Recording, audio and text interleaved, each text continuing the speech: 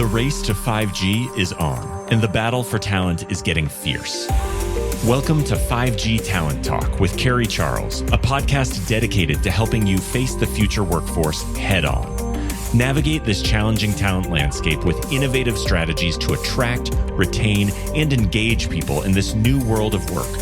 Only here on 5G Talent Talk with Carrie Charles, CEO of Broadstaff Talent Solutions. Hi, I'm Carrie Charles, and thank you so much for joining me today on 5G Talent Talk. I am especially excited to get into this conversation today, and I'd like to introduce to you our guest, Sal D'Itri. He is the chairman of the National Spectrum Consortium, and he's the vice president and general manager of Federal for Federated Wireless. Sal, thank you so much for joining me today on 5G Talent Talk. Carrie, thanks for having me and time to talk about the consortium. I'm really excited to be with you. Good. Well, let's just get right into it. So what is the National Spectrum Consortium, and what is the organization's role in the development of 5G? The consortium is a group of about 400 industry leaders in 5G and wireless spectrum. And we comprise academia, the Silicon Valley startup, traditional commercial companies, and traditional DoD contractors who have all come together to create dual-use technologies and really U.S. innovation in 5G and wireless spectrum. And as you know, wireless spectrum fuels 5G and the entire Wi-Fi, all the ecosystem. It's sort of the oil of our generation. And so when you put those two things together, there's a tremendous opportunity for innovation, technology transfer, and for the U.S. to be a leader in the emerging 5G world. So what is your role as chairman? What are you responsible for?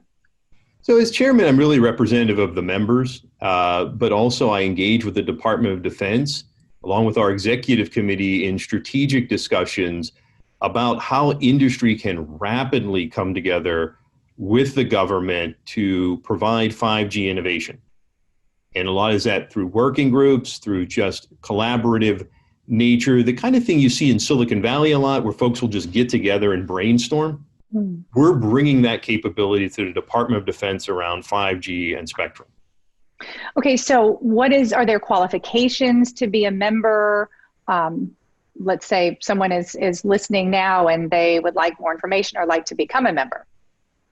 Well, the key thing for folks considering membership, and really for leaders, we hold a $1.2 billion contract with the Department of Defense for 5G innovation.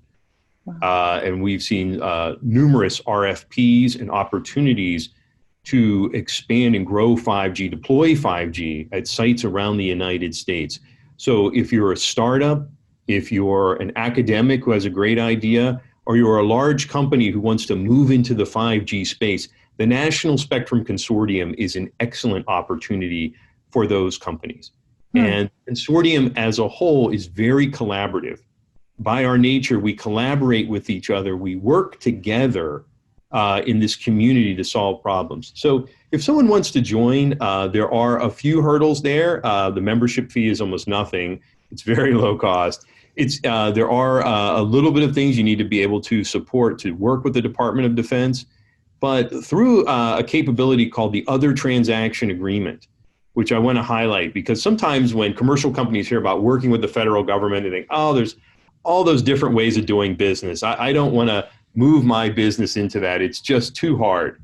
And this Other Transaction Agreement was set up by Congress to provide commercial terms and commercial sensibilities for companies to come in and work with the federal government under terms and conditions that they're very familiar with, and in a work style that they're very familiar with as what I would call commercial Silicon Valley-like behavior. So it's a huge departure from the traditional, legacy DoD contracting world. So let's talk about your other job with Federated Wireless. I was very lucky to have Iyad Tarazi on this podcast just probably a couple of months ago, and he is incredible. So tell me about your role at Federated Wireless. You bet. So Federated is a member of the National Spectrum Consortium. As you know, Federated is one of the pioneers in shared spectrum. And that's really critical because if you look at spectrum in the United States, there aren't many sort of easy spectrum bands to move people out of or reallocate. It's quite expensive and it takes a long time. So sharing spectrum between the public sector and the commercial industry's needs is really critical to our growth in 5G. And that's what Federated does at the most basic level. Our technology allows incumbents to share spectrum with commercial parties, whether that's private enterprise, banks, oil companies, et cetera, smart warehouse, smart cities, to share spectrum with the military and to really improve our use of the spectrum and thereby our growth in 5G. And that's fundamentally what the company is founded on. We have some FCC approved technology that permit that to happen. But if you're a private enterprise and you're saying, I'd love to deploy my own network, the first thing you're going to want is, can I get access to spectrum on my own? Right? How much control of that network can I have? And using this shared spectrum model, you can get access to that for long, long periods of time, almost permanently if you want to, and build a network and start building the applications that you want to have to serve the enterprise. Wow. I love it. Innovative, disruptive. I love it. Those words come to my mind when I hear Federated Wireless. So I was reading this report. It's a new report that was released by the Consortium, the third wave, how 5G will drive job growth over the next 15 years. And, you know, I have to say, I spent probably almost 2 hours last night just reading through this report, and it was incredible. I mean, I was so impressed. So I want to dive into the report just a bit. The first thing is that the report talks about the 3 waves of wireless-driven job growth. Can you just touch on those 3 waves a bit and why the third wave is so instrumental? Sure, and I think it gets to the point of it is that 5G really is a transformational technology for our economy. And when I commissioned Dr. Mandel to create this report, it was really because I have a firm belief that if we don't create jobs in 5G and we do not harness these applications, we'll simply be buying other people's technology yet again, with the same challenges and concerns that we have for security and supply chain and all of these things that we have today. So it's absolutely critical that we create jobs in 5G at this transformational point in the wireless industry. If you look at the first wave, going back to 97, you remember the bag phone. Like, very few people were really impacted by wireless communication at that point. The second wave really is the smartphone and the app economy, really consumer focused, and a real transformational effort to work in the home, the idea of video and things of that nature. Probably about 25% of the market was impacted by that in terms of jobs. If you look at 5G, it's really in the third wave. What we see is the emergence of IoT, of smart warehouse, smart ports, where we have a new worker at many levels who is someone who's going out installing these IoT sensors, who's servicing that sort of cognitive but physical as well, a departure from the pure app economy. At the same time, in the third wave, we see really the transformation as 5G is moving away from the traditional telco model into much more of a cloud-based technology. We see the emergence of a new kind of wireless worker, one who's a little bit cloud, a little bit radio, and a little bit security, perhaps even, and blending of that as we're looking to hire and train and staff that community, especially if you're thinking about it as a private enterprise and deploying your own 5G network. So that's really the third wave. It's the emergence of this cognitive physical worker who's out there with the IoT sensors and things like that, but also the emergence of this new cloud capability coming into 5G and changing the traditional workforce. You know, and you mentioned the cognitive jobs versus cognitive physical skilled jobs. And I wrote down a couple of these examples here because I just thought this was just so fascinating and important for people to know as they're looking for their own future and where, you know, what's my place going to be. in this 5G world. So like cognitive jobs, some examples are software developer, security specialist, and privacy specialist. Cognitive physical skill jobs, field sensor technician, construction drone operator, robotics maintenance, and telehealth installer. So I think that, I'm going to give a link to this report inside of the blog so everyone can refer to the report. But I just think it's fascinating that we've been able to see in such detail what types of roles that we are going to need for this 5G future. The other thing I thought was fascinating is that I read 4.6 million jobs will be created by 2034. Now, this is different than what I've been reading from the past reports, correct? I mean, this is updated information. That's right. And if you look at the app economy, roughly generated about 2.5 million jobs. So you see almost a doubling that. And that's really because of the emergence of the enterprise focus in 5G. In 5G, if you're a leader, a business leader in some vertical, you now have the ability to build and deploy your own wireless 5G network and use AI, big data, sensor networks, IoT, for your own applications built from the ground up. And that is fundamentally going to change the way wireless enterprises and leaders engage with wireless. So absolutely, the growth in the commercial industry will continue, but there's now this growth in the enterprise, which is going to have that doubling effect of jobs here in the United States. And every single person will be affected with this, correct? I mean, it seems like.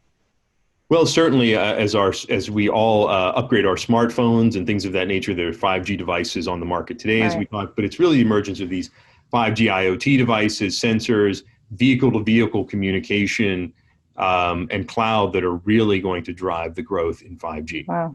That's amazing. So what industries will be affected by this? Any surprises or anything that is uncommon?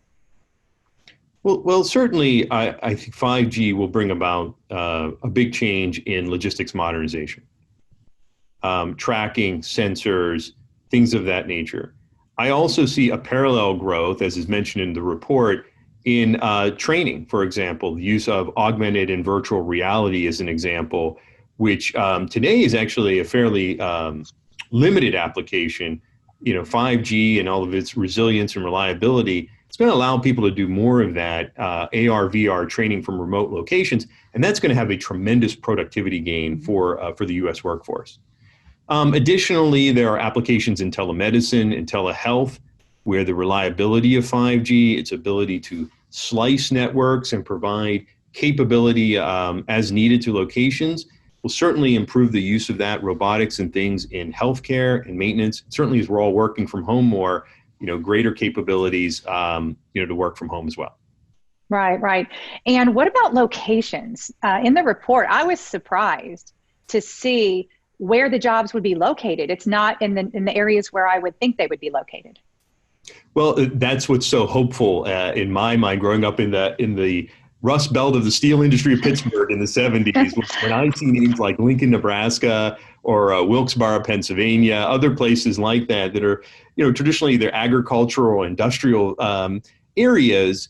I love seeing the fact that there's an opportunity for a lot of this physical technologies to grow and be deployed out in these new areas, sort of rebirthing in many of the cases. And I think that has tremendous opportunity for the U.S. economy and just the way the entire country and our growth as a nation would allow us to grow together. I think that is an excellent outcome of this report.